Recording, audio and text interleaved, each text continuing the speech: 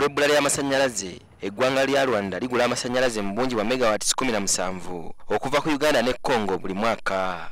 Megawatti emu y'amasannyalaze esobola okukola mu mayumba nga 1000 n'okusukkawo omwaka. Ku masannyalaze geeyota Rwanda yeekolerako ebitundu 6 byokka ku buli 100 so ng'erina amakolero n'amayumba 1000. There's a tremendous need for more energy. The country had about 110 megawatts. Now it's increased closer to 140 megawatts of capacity, and there's a desperate need for energy.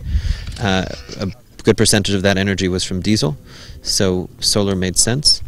Kunogera ekizibu kino eddagala ebbiriro ery'amasannyalaze gaggadde lizimbiddwa mu kitundu ky'ery'amagana ekisangibwa mu bukiikakkono bwa Rwanda. The plant is 8.5 megawatts, and it's supplying approximately 6% of the generation capacity of the country of Rwanda.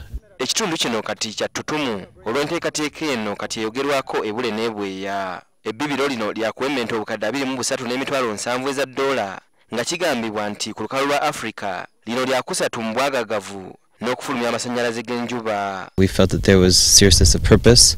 A good business environment makes it possible to do the things that we did in the speed that we did.